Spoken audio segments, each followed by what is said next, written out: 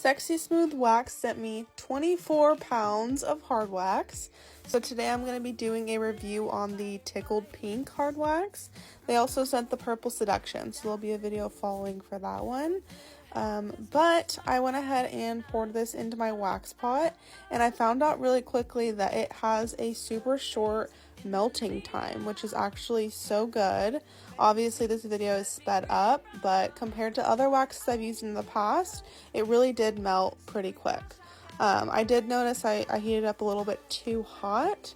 You'll see in this next clip that it's a little too runny, so I let it sit for a little bit and just did a test strip on my arm. I would say that it's very similar to the Barrett hard wax in the sense of the way that it hardens. I feel like it hardens really quick, which is super nice. I did a second strip just to kind of show again. It has a slight shimmer to it, which is really pretty, but it performed really well. I'm going to go ahead and use it for an underarm wax and see how it does with hair removal.